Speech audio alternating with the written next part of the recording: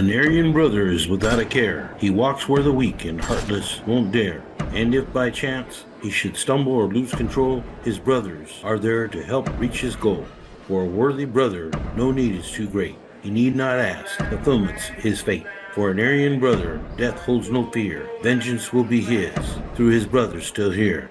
For the brotherhood means just what it implies. A brother's a brother till that brother dies. And if he is loyal and never lost faith, in each brother's heart will always be a place. So a brother I am, and will always be, even after my life is taken away from me. I'll lie down content, knowing I stood, head held high, walking proud in the brotherhood.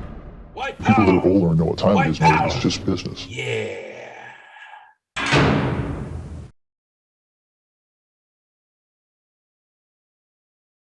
Welcome back. It's your host, Gabe Morales. We've been covering Aryan Brotherhood members over the past 6 decades or so. Today we're going to cover the T last name, as in Transitional Management Unit or Transitional Behavior Management Unit. I've heard it called several ways. Usually this is a step-down process whereby inmates coming out of the hole are reintroduced to things they'll need to survive in general population. When you come to Wall Street's financial literacy class, you're going to see people with tattoos and dreads and just people you normally wouldn't expect to see learning finance. Often they're given anger management classes to work on controlling their violent impulses and how to deal with stress, etc. They're often told that this will be their only chance for a long time, or they will go back to administrative segregation, aka the hole. Often these individuals are chosen when they're a little more mature than their younger days, and often they have been slammed down in isolation for many years, sometimes decades. So I think it's a good thing. I also think that there should be a transition before some of these guys are let out to society. Not just kicked out the door, given a little bit of gate money, and expect them to survive out there in the world after having their whole lives controlled almost 24/7 for a long time. Today, I'll start off with Robert Lee Tanner, aka K-Bob, who was out of Los Angeles County. Understand that he caught a robbery beef in 1976 and then was given a parole violation in 1981, whereby he was given C number, as in Charles, 29264. It then showed that he was released, but very shortly caught a murder case and was given life. I show he was housed at Folsom Prison in the mid-1980s, whereby he was found to have multiple shanks in his possession. I show then he was housed at New Folsom in 1987 when Todd Asker killed Irish Dennis Murphy. I'm told that K-Bob is the one who held up the mattress, while Todd Asker proceeded to stab him to death. I had also heard that Popeye Roman was involved in that. I believe they were both cheer tenders in the units at that time, which I don't believe was allowed under policy, but a lot of the guards didn't want to have to sweep the tiers and possibly get attacked while they're out there, gassed, which is urine and feces mixed together, thrown at them, that kind of thing. So many times they'd rather have the convicts go out there and do that. And they'd usually give them extra food and let them run all over the place. Of course, they were often running contraband and messages. So basically, it was the guards giving up their authority and control.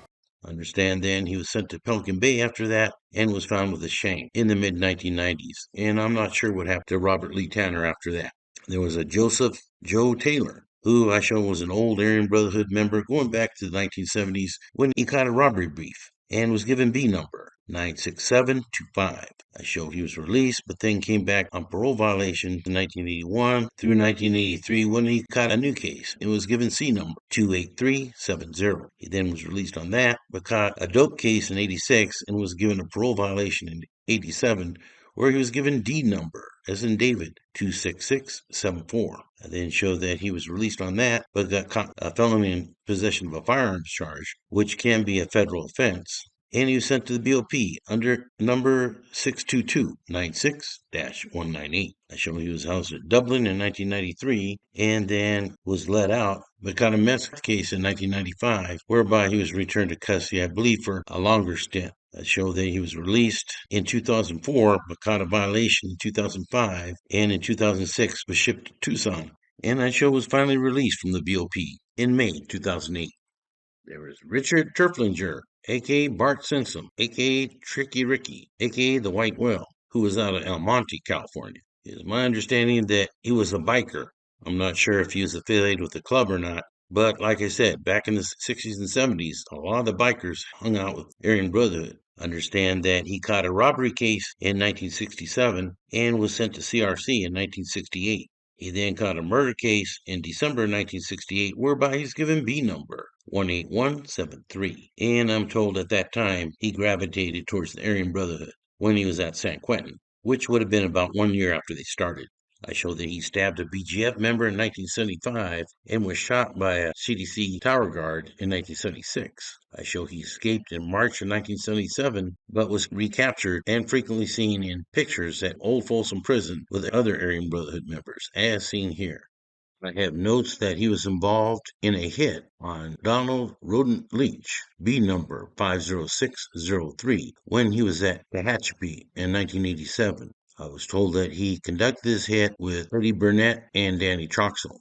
During the 1980s, I'm told that he was on the AB Council and later on became a commission member when he was at Pelican Bay. He was indicted on the 2002 RICO case and given BOP number 00786-748. I show he was housed first at Terminal Island and I believe remained in the BOP for many years. And I'm unsure what happened to him. If anybody knows what happened to Richard Turflinger, is he deceased? Did he get paroled? What happened? I'd sure like to know, as it's hard to keep up with all these guys. There was a Floyd Little Bear Thompson, who I understand was out of Highland Park, but also had ties to Sacramento. I show that he was locked up in the Youth Authority in 1964, and then graduated to the adult system at DVI in 1968 when he was given B number 16521. I show he paroled at the end of 1975, but then came back into custody after he caught a murder beef in 1984 and was given C number 48951. I then show he paroled in 1997, but then came back into custody under P number 99670 and was housed at DVI in the year 2000 when I lost track of him. There was Michael Lynn, aka Judo Mike Thompson, out of Bakersfield. I probably could do a whole episode on Mike Thompson, and he is probably one of the most controversial figures in the history of the Aryan Brotherhood. I show that he was convicted of a murder beef in Orange County and sent to CDC in 1973 under B number 68040. If I understand him correctly, he states he was totally innocent of those charges. But when it comes to Michael Thompson, sometimes it's hard to know what to believe. He claims to have disarmed multiple NF members at DVI and states he engaged with battle with Hugo Yogi Pinel at Folsom Prison 4A.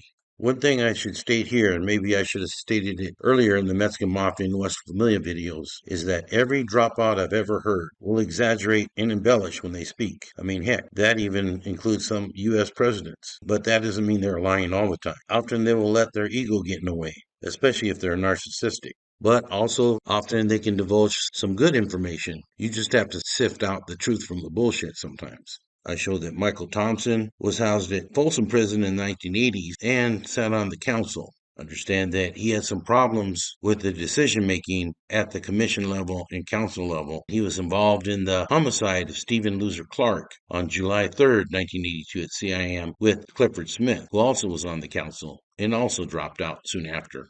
Understand that both did this in large part due to the fact that the AB targeted Stephen Barnes' father, Richard Barnes, who was killed by Curtis Price, and they felt that family should be off limits. Michael Thompson testified against numerous individuals who were Aryan Brotherhood members, and after he locked up, went protective custody, I believe was hit in the year 2015. He paroled on August 12, 2019. However, new charges were put on him in June of 2021 for fraud, and he was arrested and placed at the Lake County Jail with an individual named Eric Hitchens. I'm unsure of the outcome of that case, but Michael Thompson has appeared in multiple YouTube videos. Welcome back to the podcast. My name is Michael Thompson. I want to take a moment and bring you up to date on what's been going on in my life. Especially legally. I just received word from one of the attorneys handling my commitment offense case. That was a double homicide of which I was originally convicted and in which I maintained my innocence for the last 50 years. There was a James Boots Tiger or Tigger. I'm not quite sure of the pronouncing on that, so excuse me. Sometimes you guys get all over me because I pronounce these names wrong. I show that he was an Aryan Brotherhood member or associate when he had P number 26517. I show that he was housed at New Folsom Beef Facility and was a shot caller there. And I understand was affiliated with the Skinheads. He is said to have ordered Wade Shiflett to stab a white convict at New Folsom Beef Facility on November 29th, 2004. And I understand that Shiflett was killed by a yard gunner in that incident. I show that he was housed at Tehachapi in the year 2020 and is presently housed at Kern Valley State Prison. There was a Joseph, a.k.a. Joe Tokash, who was out of Sacramento, but I also show had ties to the state of Oregon. I show he was an Aryan Brotherhood member in the BOP under number 06373-097. I show he was arrested for a firearms charge in 1993 and housed at Lompoc. Then was moved to Leavenworth in 1996 and was housed at Springfield in 1999, where I believe he had a gun in his possession. I show then he was moved to Marion in 2003 and made threats to kill staff there. I show that Joseph Tokash was released from the BOP in July 2013. There was a Michael Thumper Tripp, who I believe was out of San Diego, and I understand was on a hit list by the AB. According to the information I had, Ronnie Renegade Yandel ordered Matt Cycle Hall and Donald Popeye Mazza to kill Thumper Tripp, but they didn't, which may be part of the reason why they got in hot water. There was Daniel, a.k.a. Danny T. Troxel, who is an Aryan Brotherhood member going back to the 1970s after he was incarcerated for a kidnap murder case, and given B number 76578. Understand he did the tour of CDC facilities and wound up in Pelican Bay, where he was said to be closely aligned with Todd Ashker and involved in the end of hostilities agreement, which resulted in shutting down the shoes. The information I have that he was made a commission member and was indicted on the 2019 RICO case, which just concluded, and guilty verdicts for all of the main Aryan Brotherhood members. Understand, during multiple occasions, Danny T. and Renegade Yandel yelled threats to each other, calling each other names and rat, etc. So it's unknown what's going to happen when they hit the federal BOP, but they both will most likely be housed at the ADX. There was a Frank Dwayne Tubach, a.k.a. Butch, a.k.a. Nasty Frank, who had a number 83235, who I understand was a powerful Aryan Brotherhood leader at one time, but ended up turning on the gang after he was stabbed in March of 1971 at San Quentin. I mentioned his name when I mentioned Eddie Balch in one of the first episodes. It was Tubach that testified that Eddie Balch had fingered Silent Mike Carmichael and Joe Waters in an assault on Balch. Understand he was moved to Folsom Prison after that and dropped out. And that's all I have for the T last names. I hope you enjoyed this episode and continue watching as we have one more left in our series of Aryan Brotherhood members over the past 6 decades or so. For now, this is Gabe Morales signing off for Gangsters, Cops, and Politicians. An Aryan brother is without a care. He walks where the weak and heartless won't dare. And if by chance he should stumble or lose control, his brothers are there to help reach his goal. For a worthy brother, no need is too great. He need not ask, fulfillment's his fate. For an Aryan brother, death holds no fear. Vengeance will be his, through his brother still here. For the brotherhood means just what it implies. A brother's a brother till that brother dies. And if he is loyal and never lost faith, in each brother's heart will always be a place. So a brother I am, and will always be, even after my life is taken away from me. I'll lie down content, knowing I stood, head held high, walking proud in the brotherhood. People that are older know what time it is, man. It's just business. Yeah.